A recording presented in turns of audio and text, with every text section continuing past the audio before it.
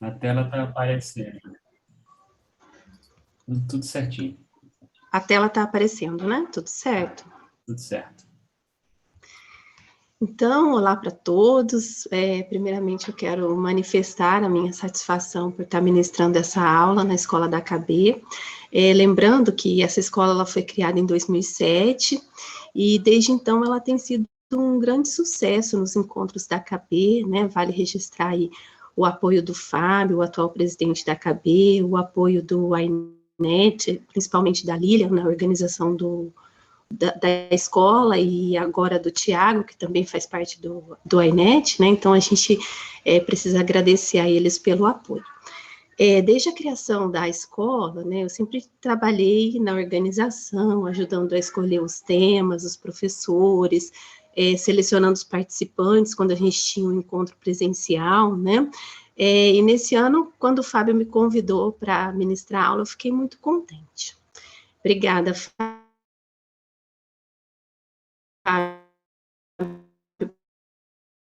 pelo convite, até fiz, né? Então, obrigada pelo convite, estou muito contente de poder ministrar aula na escola.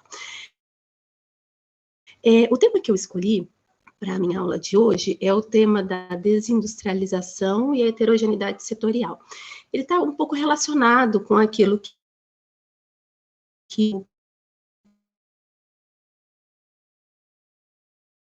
Paulo falou na aula dele. Ele foi de cidade, e eu vou tentar voltar por trás dessa discussão que a gente faz. Por que é importante ter produtos complexos e quais são os padrões de desindustrialização que a gente consegue observar entre os países, né? Então, esse trabalho, ele é um paper que eu acabei de escrever junto com a Elisângela e o Samuel, que são professores da minha universidade, que a gente vai apresentar daqui a um mês na conferência do Cambridge Journal of Economics, que vai ser agora em setembro, dia 8 de setembro. Então, a gente fez o paper para esse evento.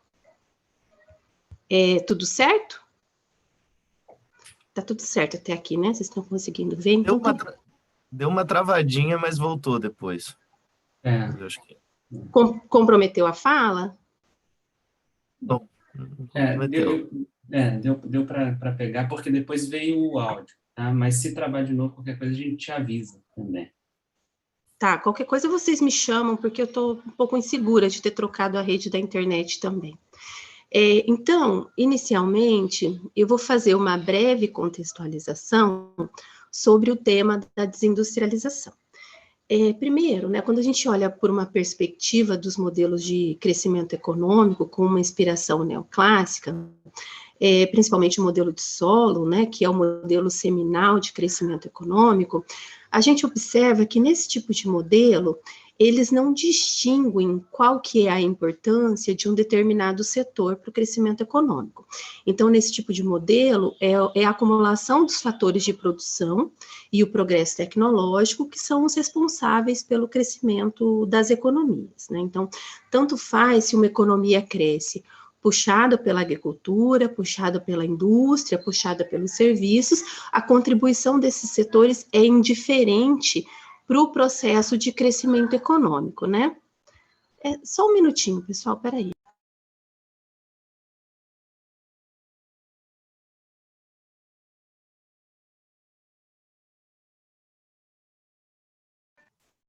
Desculpa, gente. É o meu filho que está aqui, só um minuto.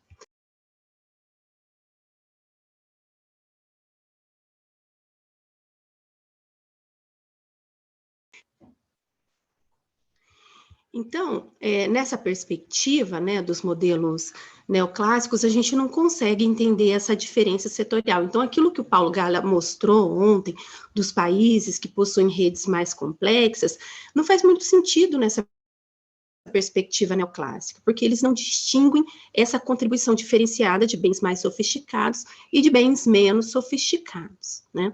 Já quando a gente olha para a literatura, a tradição estruturalista dos novos, dos velhos estruturalistas, a literatura pós-keynesiana, também autores neo-schumpeterianos, evolucionários, essa literatura, ela tem enfatizado a importância do setor manufatureiro para o processo de crescimento econômico sustentado, né, para o processo de crescimento da produtividade, para a promoção de mudança estrutural, para viabilizar trajetórias bem-sucedidas de catch-up, ou seja, de emparelhamento de renda, quando os países em desenvolvimento conseguem se emparelhar ao nível de renda das economias mais avançadas, né?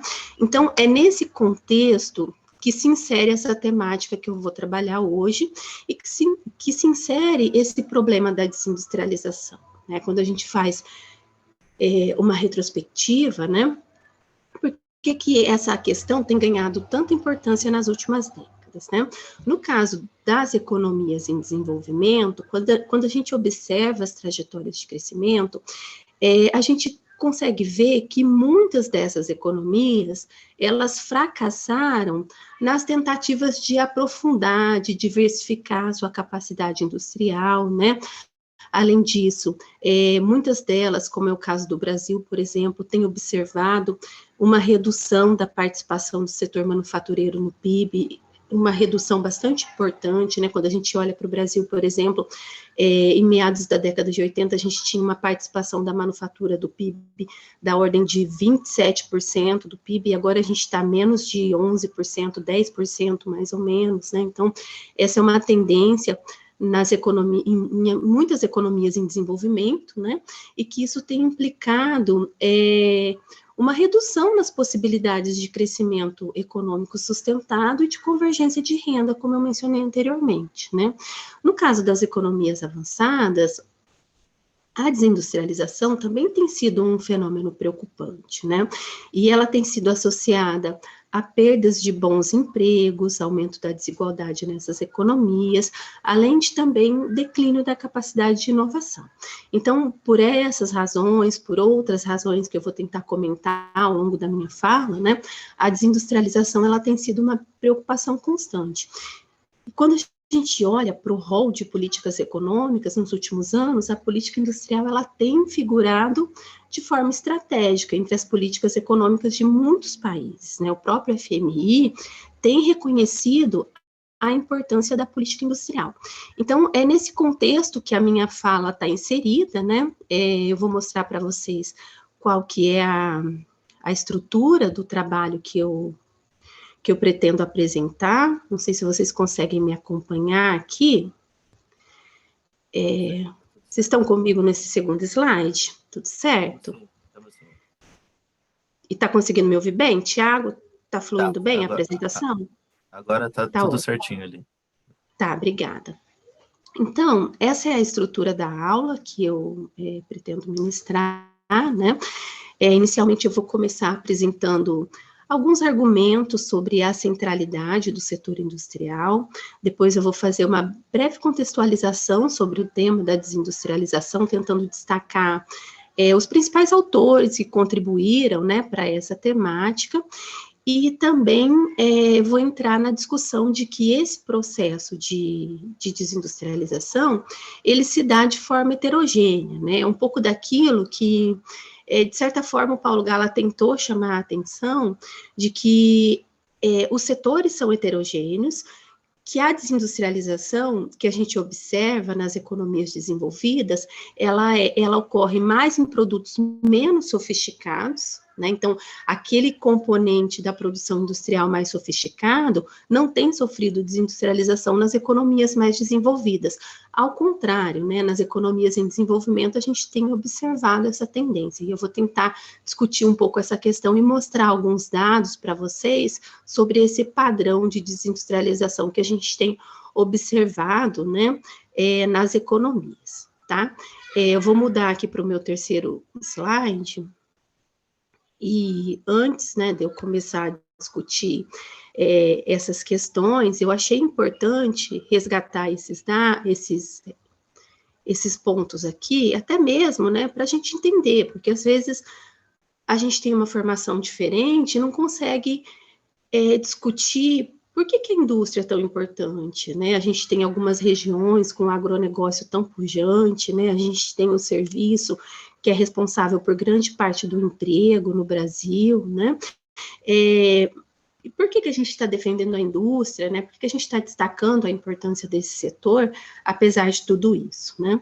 Então, eu separei aqui alguns argumentos que tratam da centralidade da indústria, né? Então, na literatura teórica, empírica, há fortes argumentos a favor da industrialização, de uma participação maior da indústria no PIB. Ao final da aula, eu separei algumas referências, e se alguém precisar de referências adicionais, também pode entrar em contato comigo, embora nos slides ao final eu coloquei, eu não sei se o Fábio pretende disponibilizar as aulas, mas eu acrescentei essas referências mais importantes, até porque se alguém precisar, pode ter acesso depois, tá? Então, o primeiro argumento favorável à importância da industrialização é que existe uma correlação empírica entre o grau de industrialização e a renda per capita nos países desenvolvidos. Então, nesse grupo de países, quanto maior a participação da indústria na produção total e do emprego industrial no emprego total, maior tende a ser a renda per capita da economia. Além disso, né, também evidências empíricas têm mostrado que a produção do setor manufatureiro, ela é maior do que, aliás, a produtividade, né, a produtividade no setor manufatureiro, ela é maior do que na agricultura. Então, quando a gente tem essa transferência de recursos da agricultura para a indústria, acontece o que nós chamamos de mudança estrutural positiva, ou seja, você está migrando recursos de um setor com produtividade menor para um setor de produtividade maior. Então, como o setor manufatureiro, ele em geral apresenta taxas de produtividade maior que outros setores, né, essa transferência de recursos para esse setor acaba implicando numa mudança estrutural positiva.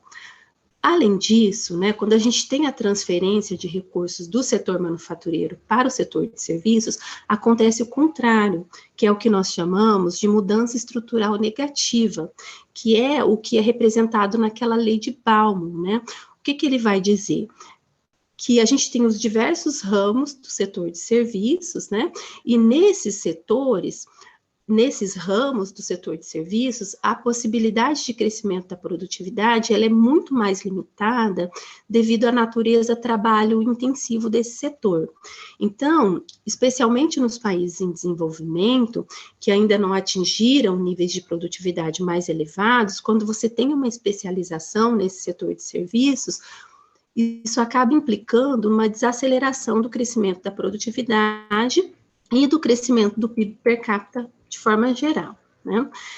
Além disso, né, o setor manufatureiro, quando comparado a outros setores, como, por exemplo, a agricultura, né, a manufatura, ela oferece oportunidades especiais para acumulação de capital, que é facilmente realizada nesse ambiente que é espacialmente mais concentrado, né? Então, o setor industrial, ele oferece maiores possibilidades, né, de acumulação de capital, diferentemente de outros setores. Além disso, né, a gente tem também que no setor industrial há mais espaço para economias de escala do que em outros setores, como agricultura e serviços, né?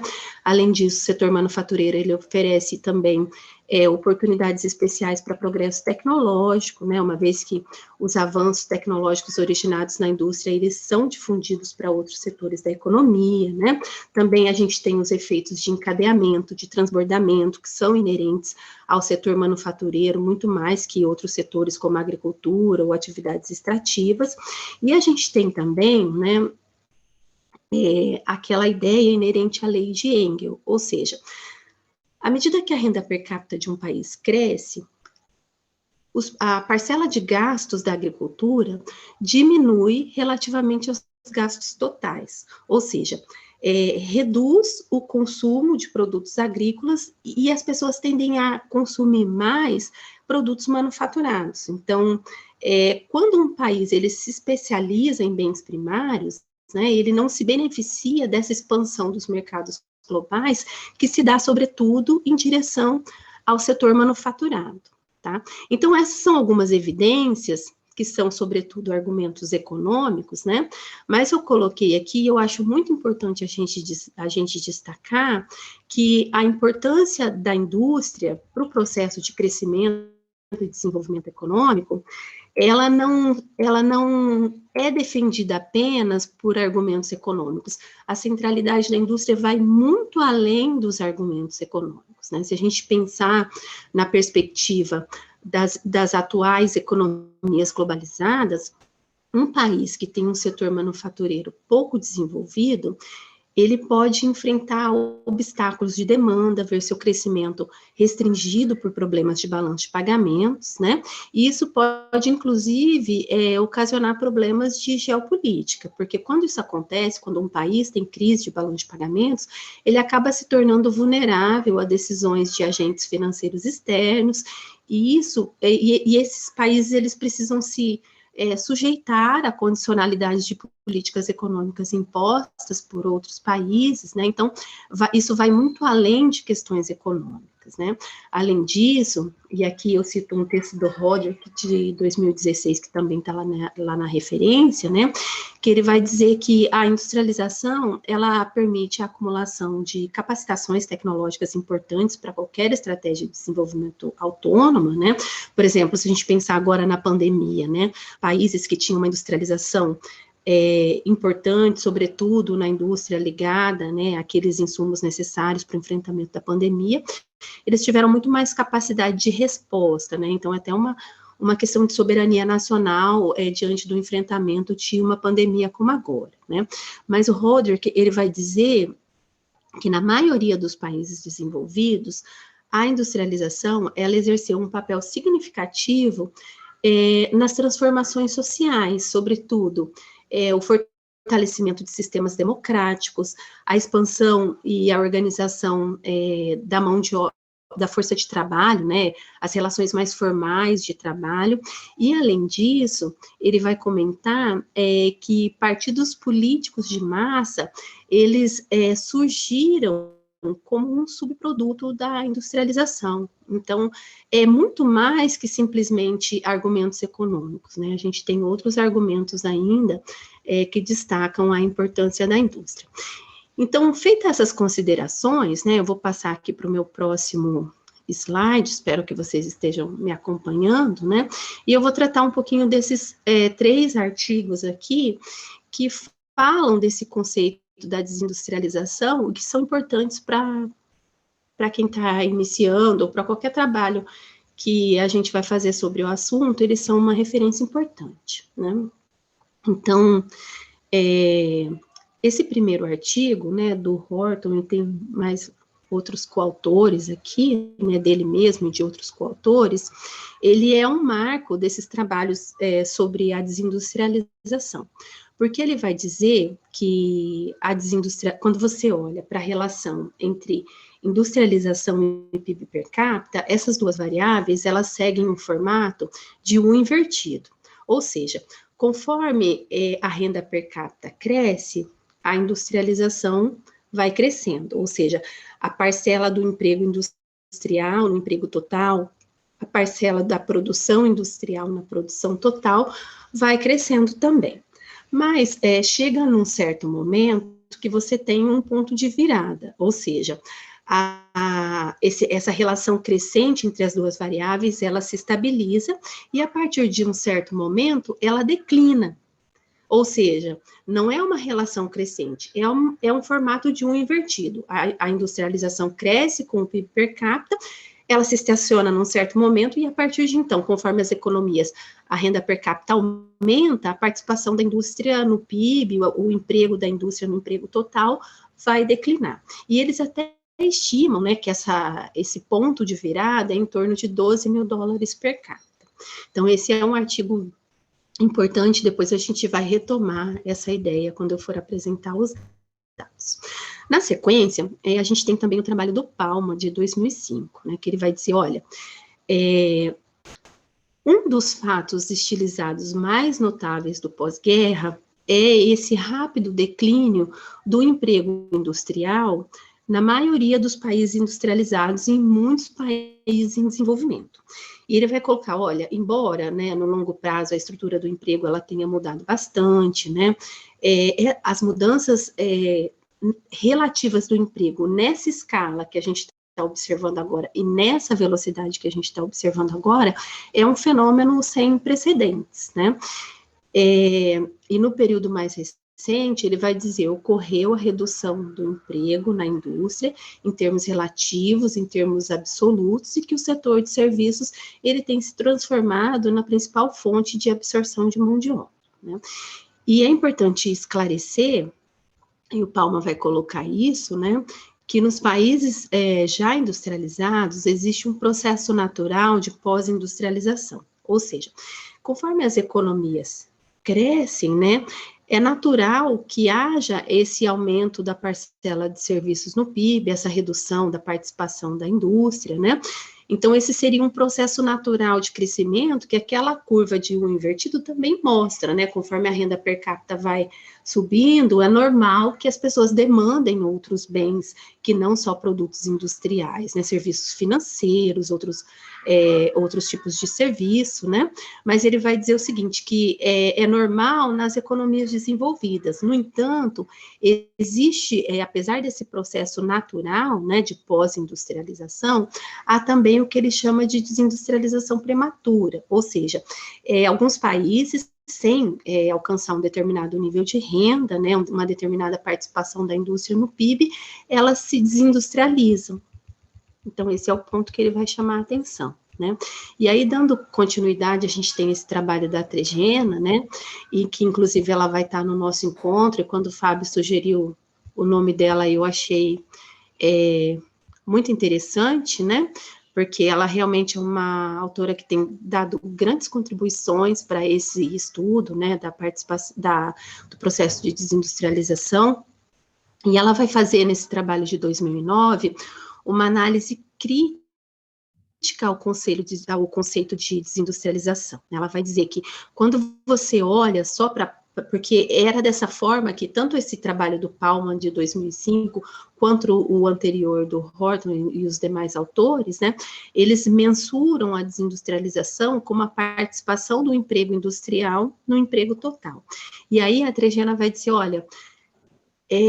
Esse conceito, né, ele é um pouco limitado de você olhar só para a participação do emprego industrial no emprego total, né?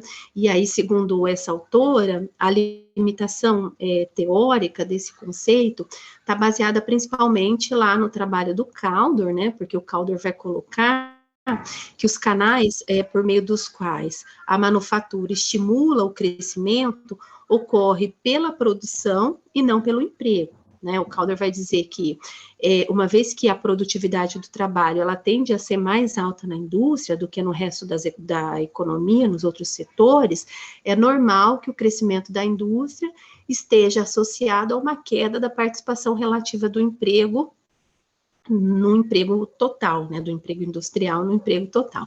Então, ela vai colocar, olha, ao invés de a gente definir a desindustrialização em termos de uma única dimensão, é importante a gente olhar para outras dimensões, sobretudo, né, para a participação da produção industrial na produção total, tá?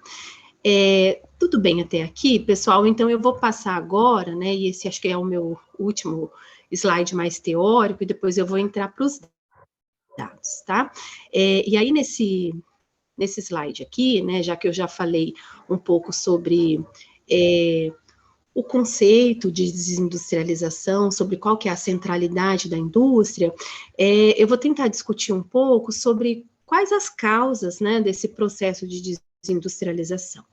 E aí, em relação a essas causas, né, a gente tem aquela interpretação natural que eu já coloquei anteriormente, né, aquela interpretação convencional, que a desindustrialização ela é resultado natural do processo de desenvolvimento em virtude de uma combinação, né, de mudanças na composição de demanda, ou seja, a partir de um certo nível de desenvolvimento, as pessoas passam a demandar outras coisas que não só produtos industriais, né? Além disso, por causa dos ganhos de produtividade do setor manufatureiro, então, seria um processo natural do desenvolvimento econômico, conforme as economias vão aumentando a sua renda per capita, vão se desenvolvendo, a redução, é normal que haja essa redução da participação da indústria no PIB. Mas a gente tem outros fatores não convencionais que explicam a desindustrialização, né? Por exemplo, aqueles fatores ligados à globalização, e que se dá principalmente pelo canal do comércio internacional por causa de uma nova divisão internacional do trabalho, né? Então, o ponto aqui dependendo de qual que é o padrão, né, de comércio que é estabelecido, pode haver uma especialização da produção entre bens manufaturados e outros bens e serviços, ou também pode acontecer uma especialização dentro do próprio setor manufatureiro, ou seja, alguns países especializam na produção de bens intensivos e mão de obra mais qualificada, enquanto outros países especializam em produtos intensivos e mão de obra menos qualificada, né? E no caso específico dos países em desenvolvimento, tem um artigo do Roderick também, que ele vai destacar que quando esses países em desenvolvimento se abrem ao comércio internacional, é como se eles tivessem sido abatidos por um duplo golpe, né? Por quê? Em primeiro lugar, o que vai acontecer é que esses países em desenvolvimento que não tinham vantagem comparativa sólida na produção do setor manufatureiro, eles acabam se tornando importadores líquidos desses bens e revertendo processos de substituição de importação bastante importante, que é, por exemplo, o que aconteceu no caso do Brasil, né? Além disso, né, ele vai colocar que quando essas economias em desenvolvimento, elas ficam expostas a tendências de preços relativos que vigoram nas economias desenvolvidas, né, esses países em desenvolvimento, eles acabam importando a desindustrialização dos países desenvolvidos. Então, a gente tem essas questões, né, ligadas à globalização e ao comércio internacional. A gente tem outra causa também, que é mais presente, né, nos países desenvolvidos, que é aquela desindustrialização advinda do processo de realocação das plantas industriais ao redor do globo, né? E a ideia é que as mudanças que foram trazidas pela globalização, né, a alta mobilidade internacional dos fatores, do capital, da tecnologia, a melhoria no setor de transporte, comunicação, né, na capacidade de gerenciamento de redes, né, de produção que são dispersas globalmente, né, diversificadas globalmente, tudo isso cria um novo modelo de produção, e aí nesse caso, né, as empresas como atores globais, elas acabam agindo pelo princípio da arbitragem de custos, né, ou seja, elas vão em busca de taxas de câmbio mais favoráveis, de menores impostos, subsídios, menos regulamentação da mão de obra, né, mão de obra abundante e barata, então tem vários quesitos, né, e essa é uma reclamação, por exemplo, era da Itália, né, da França, que muitas indústrias acabam indo para aqueles países entrantes da União Europeia, que têm vantagens tributárias, né, de mão de obra, etc. e tal. Além disso, né, a gente tem também outras fontes de desindustrialização, que seria, por exemplo, a doença holandesa, né, e que esse fenômeno, ele está associado à existência de um grau de desindustrialização extra, né, ou seja, você olha para a renda per capita, era para o país ter uma determinada participação da indústria no PIB, mas que a desindustrialização é maior do que aquela que seria esperada, né, e aí a gente tem também alguns trabalhos do Palma, né, aquele de 2005, de 2008 e o outro mais recente, que ele vai dizer, olha, essa desindustrialização, ela pode estar associada à descoberta de recursos naturais, né, por exemplo, foi o que aconteceu com a Holanda, a descoberta de gás natural, que acabou valorizando o câmbio e destruindo, né, uma parcela importante da indústria que ficou dependente da exportação desse produto, né, e por isso que a gente chama de doença holandesa.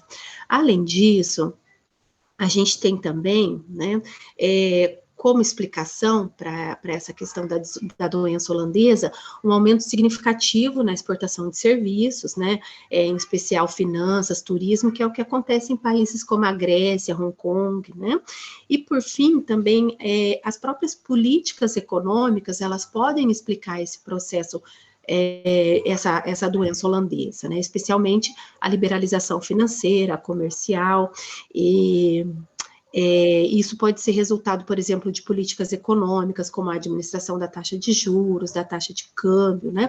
Então, são diversas causas para esse processo. E essas causas, elas são muito variadas e complexas, né? Não dá para a gente dizer, olha, no caso do Brasil é isso, mas é uma combinação de fatores, né?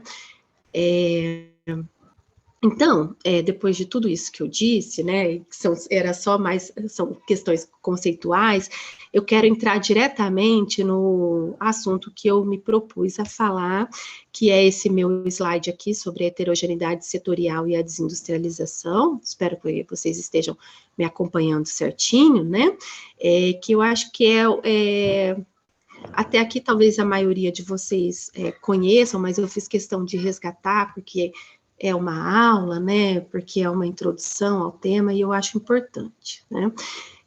Então, como eu mencionei, né, a desindustrialização, ela tem sido evidenciada como um fenômeno que tem causas variadas e complexas, que pode ser prejudicial ao processo de desenvolvimento econômico de um país, né, especialmente quando ela acontece de forma precoce, ou seja, antes do país ter atingido um certo nível de desenvolvimento econômico, né?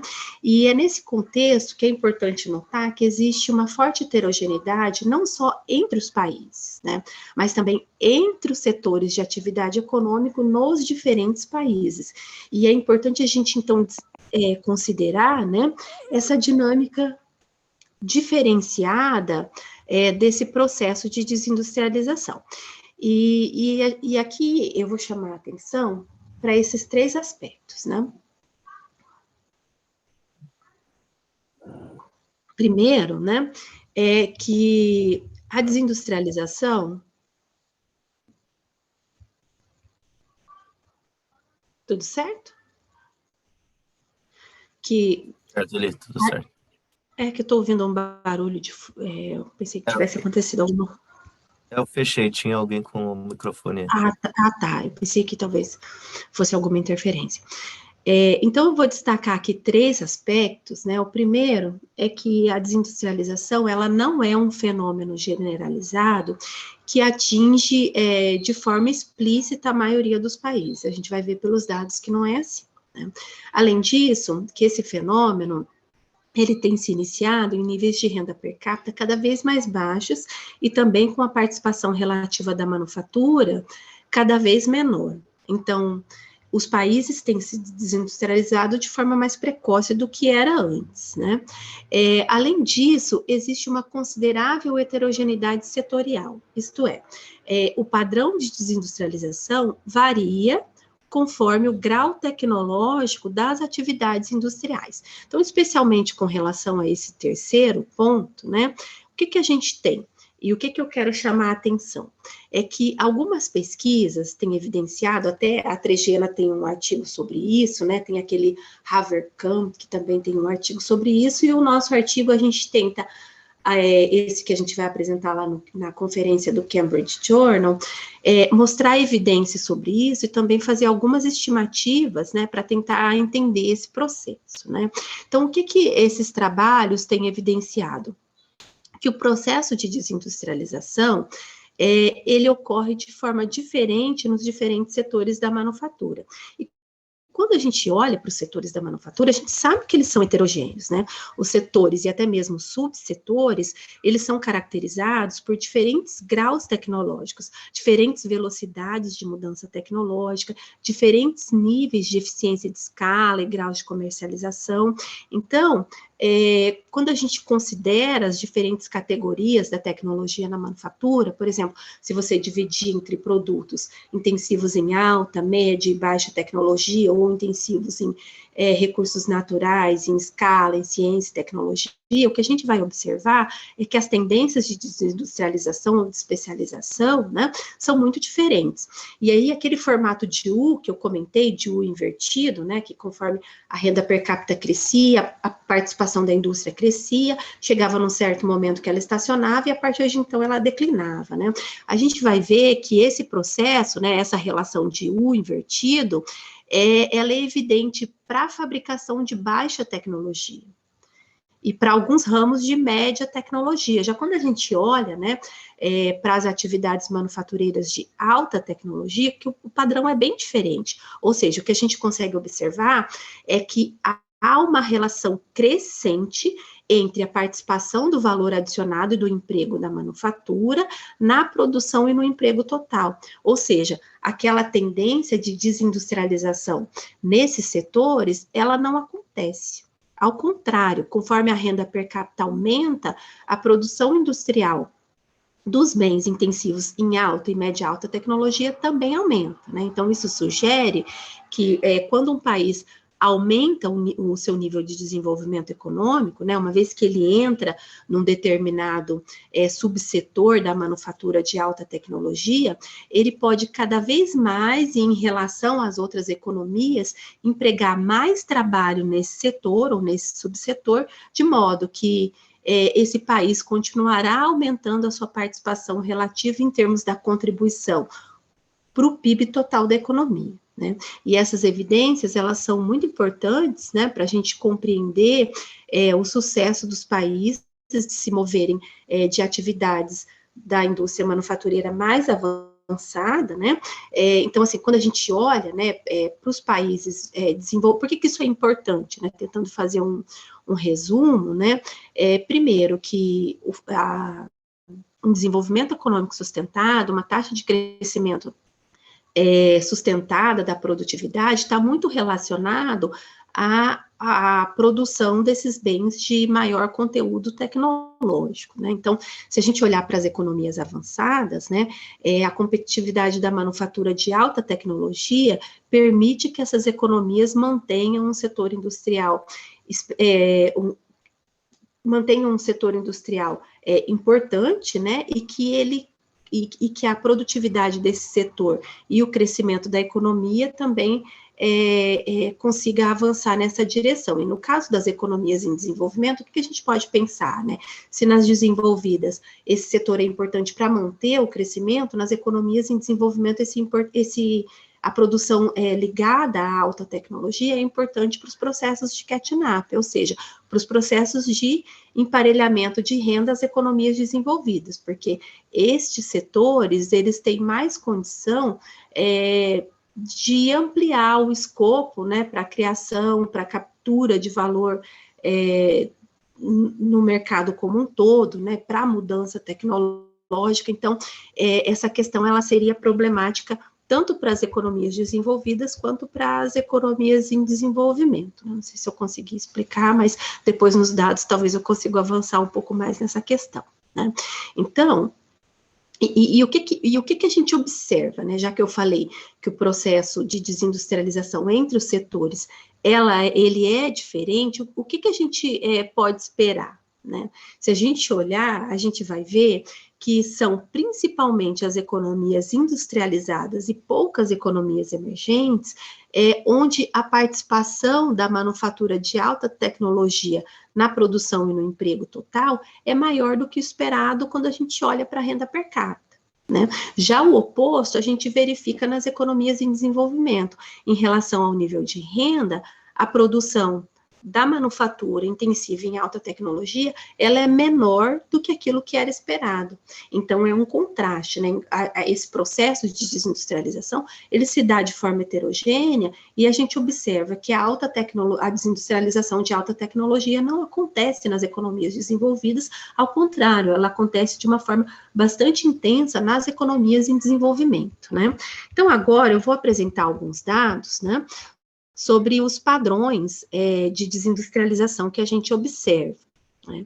Então, aqui a gente tem esse primeiro gráfico, né?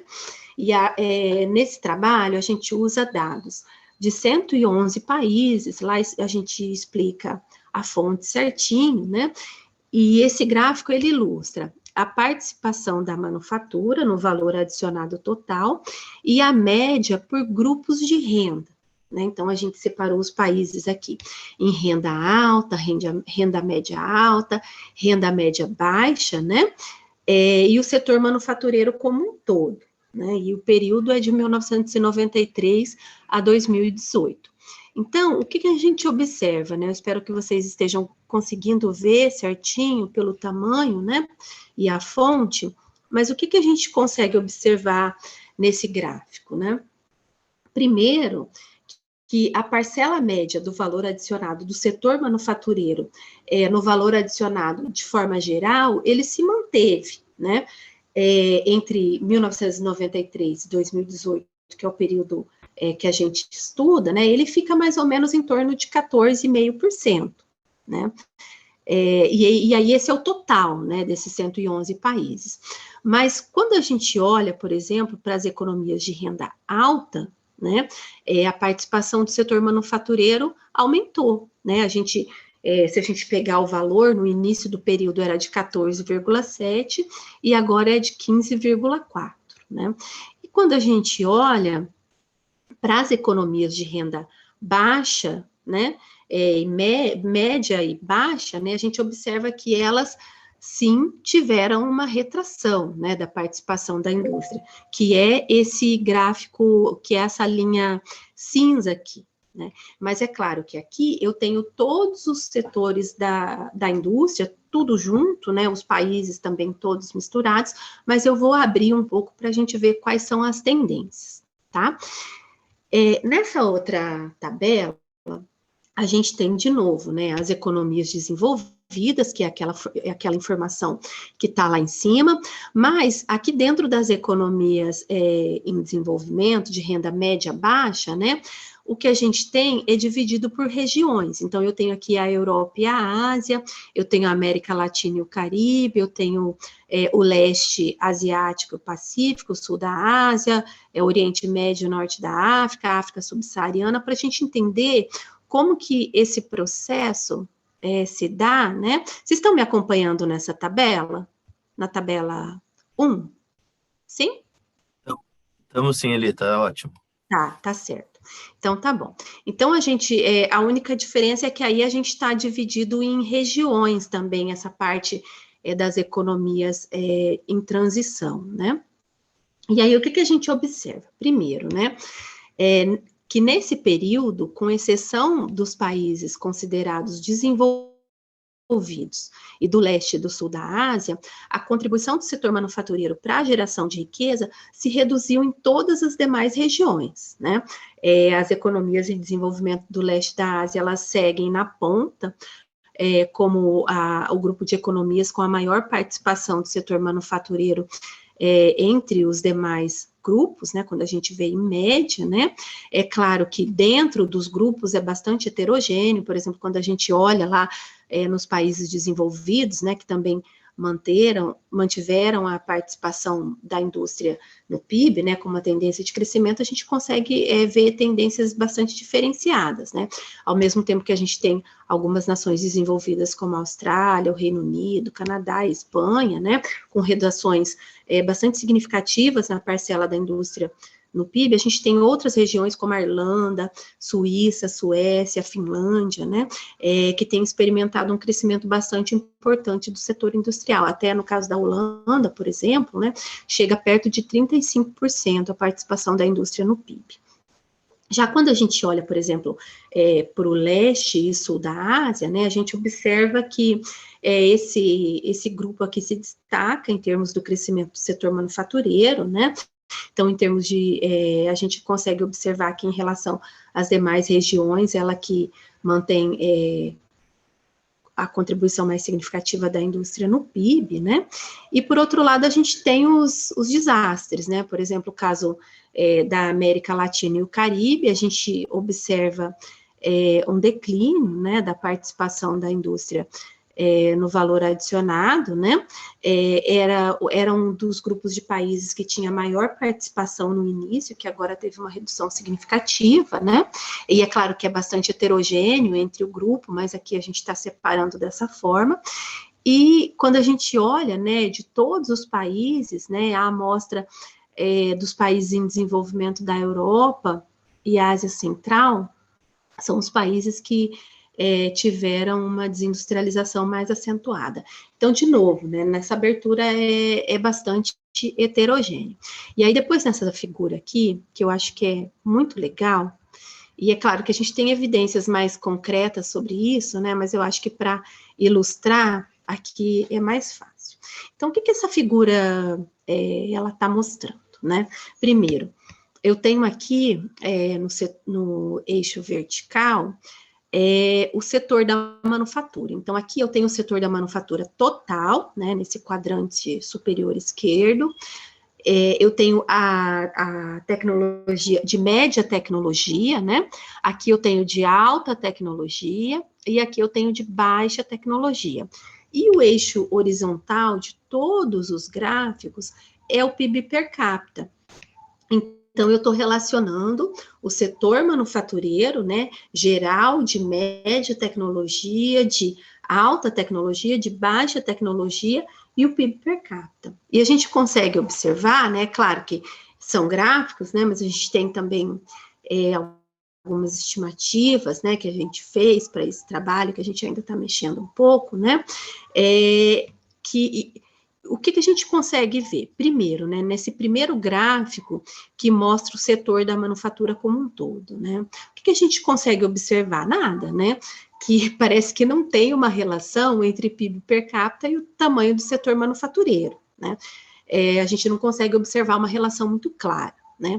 Já quando a gente olha para a participação do PIB da manufatura de alta tecnologia, que é esse gráfico do canto superior direito, né, que é esse gráfico aqui que eu estou me referindo, né, o que a gente observa, né, que nesse caso a participação no PIB da manufatura de alta tecnologia parece que segue sim uma relação linear e positiva com o nível de renda, né, sugerindo que um nível crescente de desenvolvimento econômico, né, ou seja, quando você tem um crescimento da renda per capita, a gente tem também um crescimento da participação da indústria de alta tecnologia, ou seja, não há um fenômeno de desindustrialização nesse setor, né, uma vez que o país entra num determinado subsetor da manufatura de alta tecnologia, ele pode cada vez mais aumentar a sua participação relativa, né, da contribuição desse setor para o PIB, não necessariamente se desindustrializar à medida que a renda per capita aumenta. Né? E essa relação também dá para ser observada um pouco nesses subsetores de média tecnologia, que é esse gráfico aqui, né? Também parece ter uma relação menor, mas positiva entre renda per capita e média tecnologia, né? Já no subsetor de baixa tecnologia, a gente consegue observar aquilo que o Horton falava no trabalho, né? Ou seja, a relação de o invertido, ou seja, conforme a economia, o PIB per capita vai crescendo, a participação de produção de baixa tecnologia no total vai crescendo, e a partir de um certo momento, né, ela se estabiliza e tende a declinar. Então, o ponto, né, e o que essas evidências, né, elas podem sugerir, é que os países, eles mantêm ou mesmo elevam a sua participação no PIB de setores de tecnologia média e alta, né? Quanto mais eles avançam no seu desenvolvimento, mais os setores tecnologicamente mais sofisticados se tornam os motores da geração de riqueza, né? Já os subsetores de baixa tecnologia, eles diminuem a sua contribuição para o PIB, né?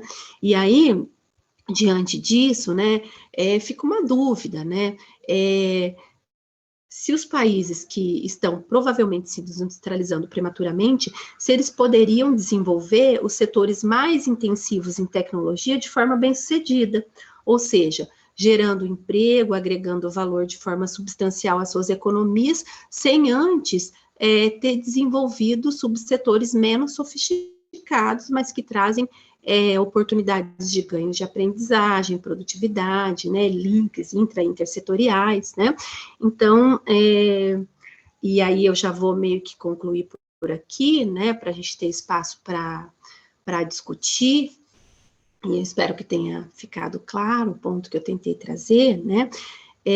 O que eu quero ressaltar é que a desindustrialização, ela é um processo globalmente desigual, né, relacionado tanto ao grau de desenvolvimento, à dependência de trajetórias, a políticas econômicas que tendem a reforçar tendências de longo prazo, né, que possibilitam talvez uma mudança estrutural, né, que esse fenômeno da desindustrialização, ela pode se apresentar como uma tendência natural do processo de desenvolvimento, mas que também pode evidenciar uma heterogeneidade regional e setorial muito importante, que foi o que eu tentei mostrar anteriormente, né, e aí, quando a gente olha para os dados, né, sobre a indústria mundial, sobre esse banco de dados que nós montamos no nosso trabalho, né, a gente observa que cada vez mais a estrutura produtiva dos países desenvolvidos tende a se concentrar em atividades tecnologicamente mais sofisticadas, né, e não apresenta uma tendência de desindustrialização nesses setores, né, enquanto nos países em desenvolvimento é o oposto, né, eles apresentam, sim, desindustrialização nesse setor e nos outros também, né, e isso é um problema quando a gente pensa, né, no desenvolvimento econômico de longo prazo, na importância de ter uma estrutura produtiva sofisticada para o processo de desenvolvimento econômico. Então, aqui ao final da aula, eu coloquei algumas referências, né, que eu utilizei para montar essa aula e também que nós usamos lá no trabalho que a gente escreveu. Eu espero que tenha ficado claro, né, que de certa forma tenha motivado, né, a discussão sobre o assunto, e eu me coloco à disposição para os questionamentos, né, Tiago? Muito legal, Eli. Parabéns pela apresentação aí, pelo trabalho, né? Achei muito legal. Então, agora a gente vai abrir para discussão e perguntas. Vocês podem mandar pelo chat. Na verdade, ontem foi só pelo chat, mas eu acho que tudo bem perguntar também. Né? Não tenho Eu acho que certeza. eu acho que se alguém quiser falar, se manifestar, eu acho legal, eu quero ouvir sim. Tá, então, vocês podem levantar a mão ou mandar perguntas pelo chat. Enquanto isso, eu vou fazer uma, porque eu fiquei aqui pensando e adorei a apresentação, o tema também. Eu posso interromper o compartilhamento para eu poder... Acho que sim, né? Qualquer coisa eu retomo, porque eu não consigo ver direito aqui, ficou meio perdida. Já chegou uma, acho que você quer ler e já responder? Ou você quer que eu leia? Como você quer fazer? Tanto faz. Ontem o Paulo Galo lia bem rápido a pergunta, eu nem entendia qual era a pergunta, e ele falava a resposta, mas eu nem sabia qual era a pergunta. Tá certo. Do Caio. Oi, Caio, tudo bem? Eu me lembro do Caio, acho que desde a primeira escola, você foi em Brasília? Caio, me lembro de você de várias escolas anteriores, né? Que bom sempre encontrá-lo por aqui. Vamos lá. Então, obrigada pela aula. Minha pergunta é para esclarecer o entendimento. Existe uma razão específica para a curva de alta tecnologia versus PIB per capita mais inclinada do que a média tecnológica per capita? Não faria sentido econômico elas estarem invertidas em termos da agregação à tecnologia do PIB per capita? Obrigada.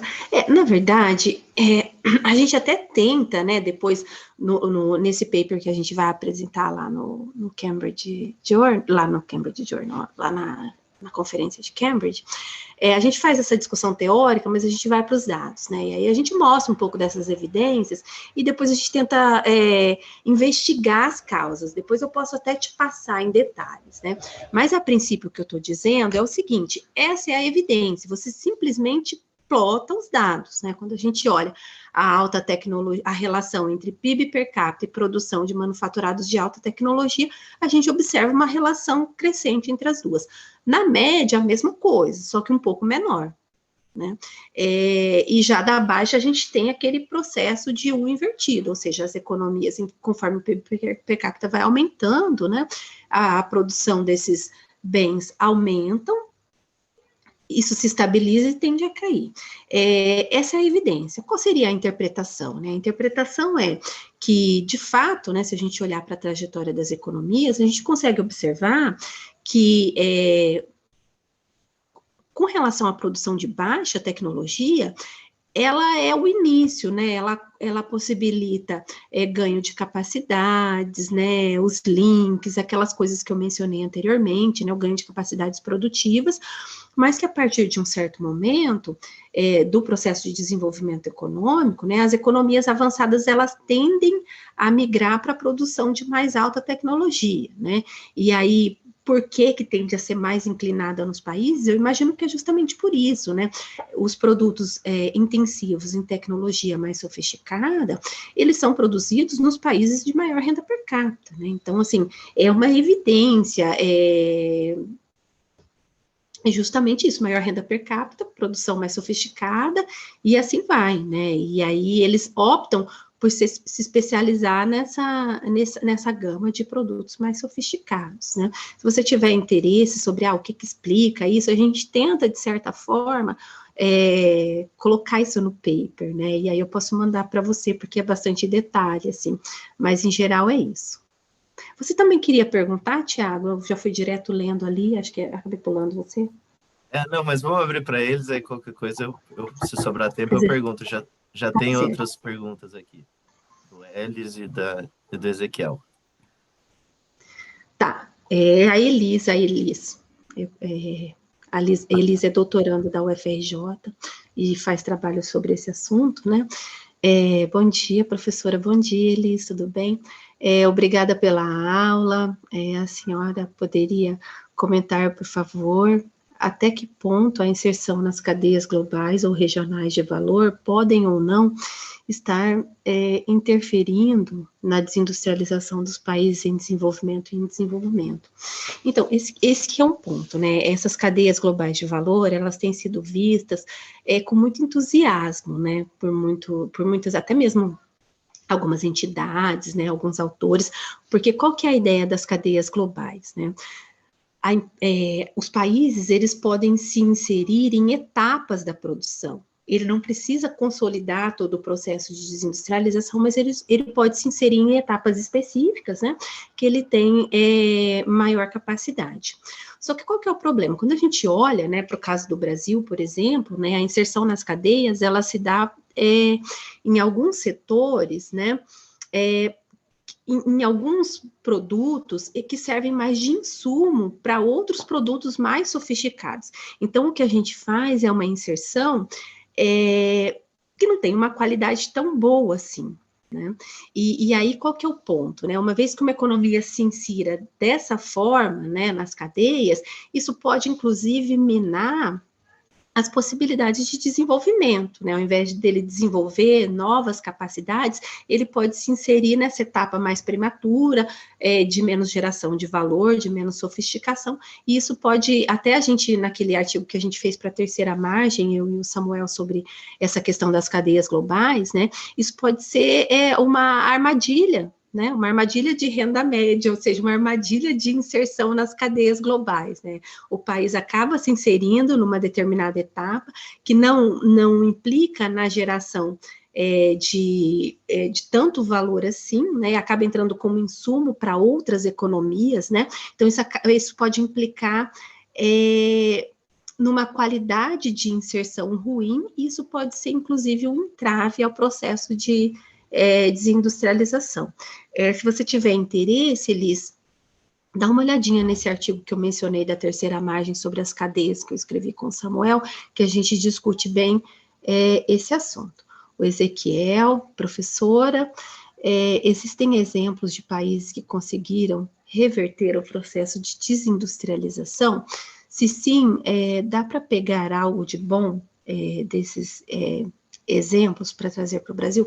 Na verdade, né, eu não sei se reverter, né, mas se a gente olhar, por exemplo, para os países, né, lá os asiáticos que eu mencionei, Eles são exemplos, né, de países que têm conseguido aumentar a participação da indústria no PIB, e não só isso, né, é uma indústria mais sofisticada também, né, eles têm conseguido produzir e exportar produtos mais sofisticados, e que muitos desses países, né, conseguiram isso graças a políticas industriais, né, sejam políticas horizontais ou verticais, né, seja, por exemplo, uma política horizontal, educação para todo mundo, mas não adianta você ter investimento em educação se você não tiver onde inserir essa mão de obra, né? Então, tem outras questões. Essas políticas, muitas vezes, elas estiveram, assim, baseadas em campeões nacionais, de você escolher algumas empresas, né, e que baseadas também em produtos para exportação. No caso do Brasil, a gente teve um período de substituição de importação, uma consolidação importante da indústria nacional, mas quando a gente abriu a economia, é aquilo que o Mário Poças fala, né, é como se faltasse uma parte da pinça que era da competitividade, né, então quando você abriu a economia, não teve como manter, né? Então, é uma combinação de várias coisas, né? Além disso, políticas macroeconômicas, né? O professor Bresser fala lá dos preços macroeconômicos corretos, que não implica necessariamente equilíbrio, mas uma taxa de lucro compatível, uma taxa de câmbio compatível, uma taxa de juros compatível, salário, que é um outro preço importante, né? Inflação, que também é um outro preço importante. Então, tem um conjunto de fatores, né? Além disso, a própria a importância de transferência de tecnologia, né, quando você abre, por exemplo, para investimento estrangeiro direto, para as economias, para as outras empresas virem para o país, tem que ter, de certa forma, uma transferência de tecnologia. Quando a gente olha, né, para o Brasil, o aumento do investimento estrangeiro direto não esteve relacionado ao aumento da taxa de investimento, né, então, esse investimento estrangeiro direto que veio foi, por exemplo, para comprar empresas, para outras coisas que não implicaram necessariamente sofisticação da produção, né, transferência de tecnologia, aumento da taxa de investimento.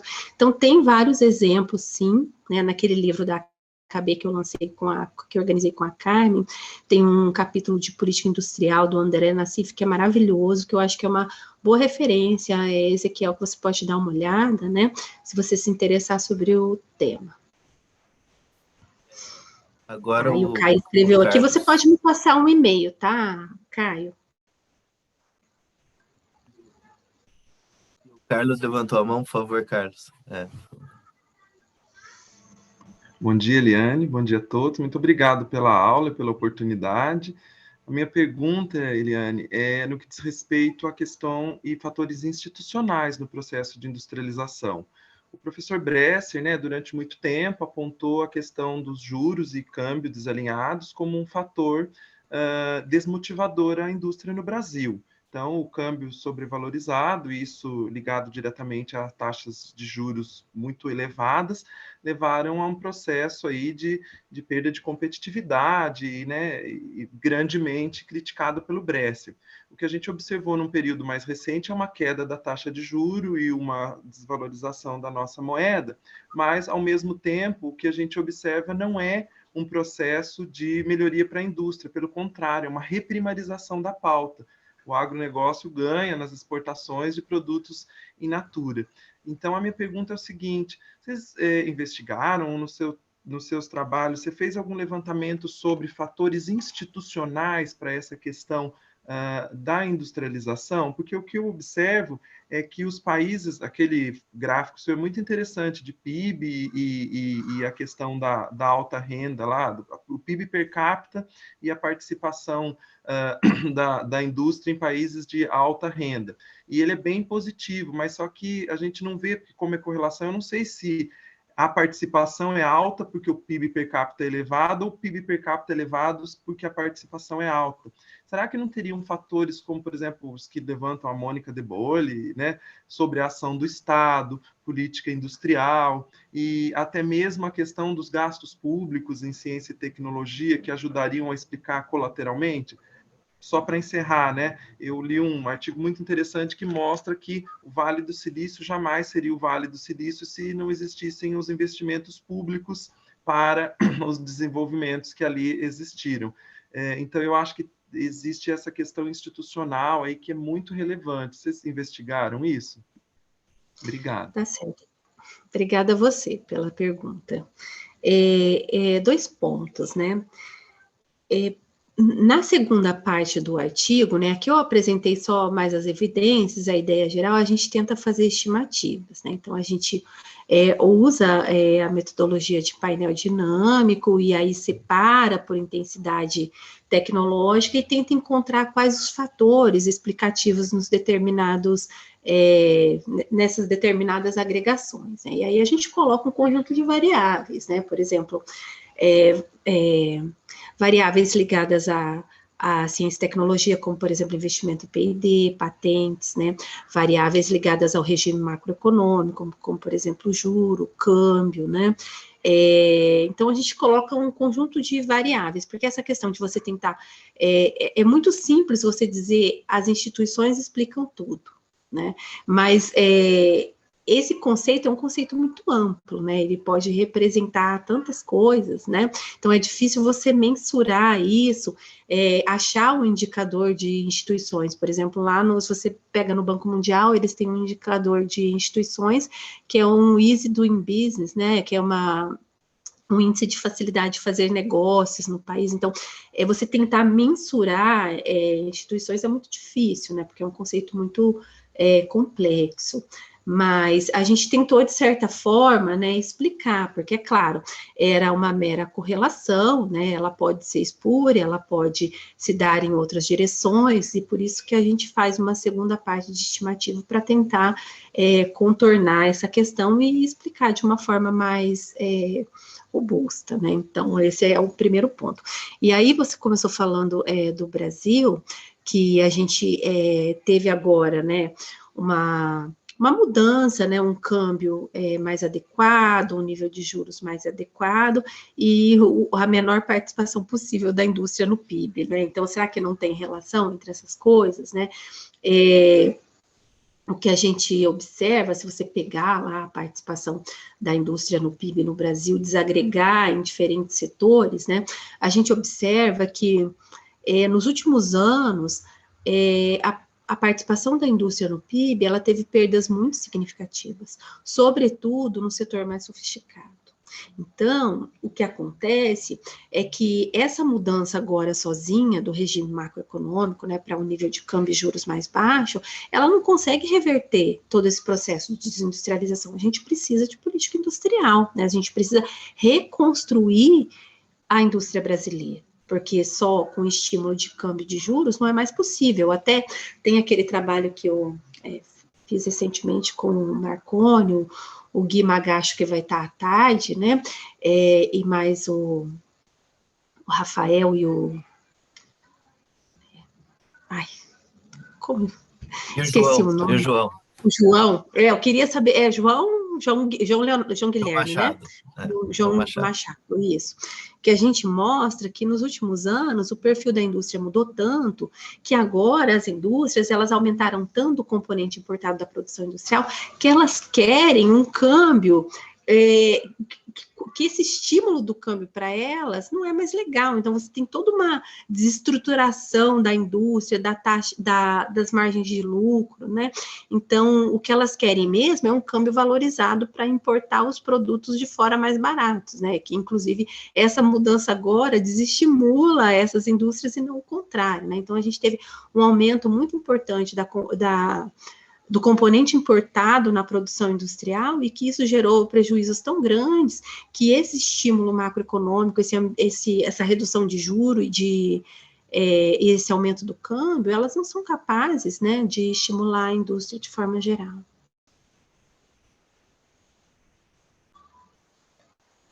Esse artigo é muito bom, recomendo para todo mundo ler. Eu queria, já que por enquanto não tem pergunta, gente, vocês ficam à vontade, ainda tem um tempinho, tá? Para levantar a mão e mandar mais perguntas. Enquanto isso, eu vou fazer uma. Eu queria saber, para o caso brasileiro, o que vocês viram assim, nos dados, em termos de setores, ou seja, a gente está passando por um processo de desindustrialização. Ele está sendo, em quais setores ele está sendo mais intensivo, quais não? Um panorama assim, do Brasil, se você pudesse. Tá certo, obrigada, Thiago. É justamente o que eu mencionei para os países em desenvolvimento, né? No caso do Brasil, o que tem aumentado? A participação da produção de intensivo em recursos naturais, né? Então, acho que quase 70% do que a gente produz, exporta, é baseado em produtos intensivos em recursos naturais, né? E quando a gente olha para produtos intensivos em ciência e tecnologia, intensivos em capital, ou produtos de média alta tecnologia, a gente observa uma desindustrialização bem importante. Então, é justamente essa tendência diferente dos países desenvolvidos, né? Essa desindustrialização que ocorre em segmentos mais sofisticados, né? Isso ocorre em termos do que a gente produz, em termos do que a gente exporta, e o contrário no que a gente importa. A gente está cada vez importando produtos mais intensivos em tecnologia, em alta tecnologia, média alta tecnologia, né? É bem assim, de acordo com esse padrão. O que é bastante ruim, né? Esse problema da desindustrialização, se a gente olhar agora na pandemia, né, os países com uma industrialização importante foram muito mais, tiveram uma resposta muito mais rápida, né, aos problemas da pandemia, para fazer vacina, com respirador, com todas as tecnologias necessárias, né, para essa indústria da saúde, ao contrário aqui no Brasil, que a gente ficou muito refém, né, de tudo isso, e o que a gente observa, né, que todas essas perdas de captação, de capacidades, né, tecnológicas, de capacidades industriais, elas não são uma coisa que você consegue resolver da noite para o dia, né, então veio a pandemia, você não consegue correr atrás do prejuízo da noite para o dia, isso é um processo de anos, né, isso que a gente está vendo agora, na educação, né, no CNPq, CAPES, essas perdas que aconteceram nos últimos anos, elas vão ter efeitos de longo prazo, né, a gente tem meio que uma esterese nesse processo, né. Cada vez mais difícil. E nem Lattes, a gente não tem mais.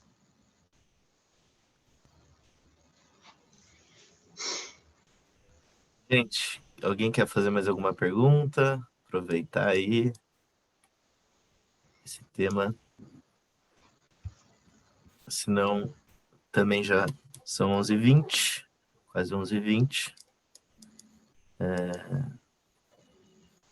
Chegou mais uma. Tá certo. Do Rafael. Bom dia, Rafael. De que forma a globalização iniciada nos anos 90, o advento das cadeias globais de valor, contribuíram para a desindustrialização dos países ricos e emergentes? E como estes últimos podem fugir dos efeitos da doença holandesa, né? Dos países ricos... tá perguntando dos dois grupos de países, né? Então, eu mencionei anteriormente que no caso dos países desenvolvidos, alguns deles também sofreram com esse processo de desindustrialização, porque haja visto esse processo de globalização, né, a possibilidade de produzir globalmente, essa ideia das cadeias, de você se inserir em grupos específicos, né, das empresas como atores globais, o que a gente observa é que, em alguns países, as indústrias elas podem migrar, né, por exemplo, da Itália para um outro país da União Europeia, que tem vantagens de mão de obra mais barata, né, dos Estados Unidos para a própria China, né, como acontecia e aconteceu muitas vezes. Nesses países, isso também tem sido um problema. E a gente observa, por exemplo, a própria União Europeia, ela tem planos de aumentar a parcela da indústria. Lá nos Estados Unidos, né, o Trump, apesar de todas as maluquices, né, um objetivo dele era trazer a indústria de volta para o país, né, e de certa forma algumas coisas foram feitas nesse sentido, e agora o Biden também, né, então esses países desenvolvidos, o Brexit foi também uma tentativa da Inglaterra, né, de atuar nesse sentido. Então, os países desenvolvidos, eles também estão preocupados com isso, porque eles sabem a importância de uma indústria sofisticada, seja para o processo de desenvolvimento econômico, seja para mudanças tecnológicas, seja para a criação de empregos de qualidade, né? E no caso dos países em desenvolvimento, aquele texto do Roderick, que eu mencionei de 2016, né? Ele é bastante emblemático nesse sentido, porque ele diz que para os países em desenvolvimento, a globalização ela é ainda pior, né? E aí tem aquele paper que eu publiquei com o professor Bresser e o Samuel, que a gente fez sobre a armadilha da renda média, né? E a gente observa que, sobretudo para aqueles países que se abriram para o comércio internacional e que perderam, né, aquelas vantagens que fizeram a abertura comercial e financeira de forma muito abrupta, né, dentre os quais a gente pode incluir o caso do Brasil, e que perderam toda essa desindustrialização, né, porque eles não tinham vantagens de competitividade, de custo, etc. e tal, né, eliminaram todas as barreiras possíveis e imagináveis, e a indústria acabou ficando exposta. Esses países, eles sofreram, sim, com um processo de desindustrialização bastante importante. Se a gente faz uma comparação da América Latina e da Ásia, que é o que a gente faz naquele trabalho, né, a gente observa que essa liberalização que se deu na América Latina, ela foi rápida e ela foi bastante abrupta, né, diferentemente da Ásia, que ela foi acontecendo aos poucos, né, e houve uma maior proteção para o setor industrial, e a gente consegue observar diferentes padrões de desindustrialização, diferentes padrões de crescimento entre esses grupos. Então, tanto para os países desenvolvidos quanto para os países em desenvolvimento, a globalização implicou, sim, maior desindustrialização, sobretudo para os países em desenvolvimento, que é aquela ideia que o Roderick fala, que eles sofrem de um duplo golpe, né? Além deles ficarem expostos a uma maior concorrência, eles ainda importam uma desindustrialização que já está acontecendo nos países desenvolvidos, né? Então, para eles, é ainda mais problemático. E aí, nesse contexto, né, eu sugiro esse trabalho, né, do Roderick, para você dar uma olhada. E aí a questão, como esses últimos podem fugir da doença holandesa, né. Naquele trabalho que eu mencionei do Gabriel, né, ele vai dizer que a doença holandesa ela pode ser uma consequência de vários fatores, né, pode ser a questão das commodities, e aí você teria políticas específicas para isso, né.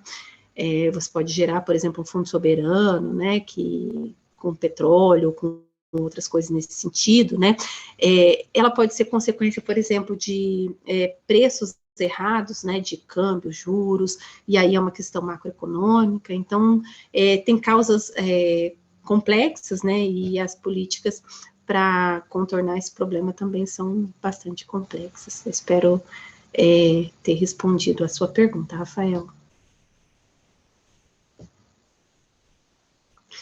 É isso, né, Thiago? Acho que se ninguém tiver nada, acho que a gente meio que pode encerrar. Até porque à tarde tem mais escola, né? Temos Guilherme Magacho à tarde, que também provavelmente Isso será mesmo. ótima apresentação. Então, Todo gente, mundo...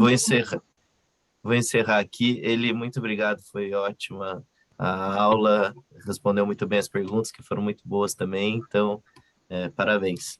Tá? E nos vemos todos à tarde aí para a aula do Guilherme. Um abraço, vou parar a gravação aqui. Tá ótimo.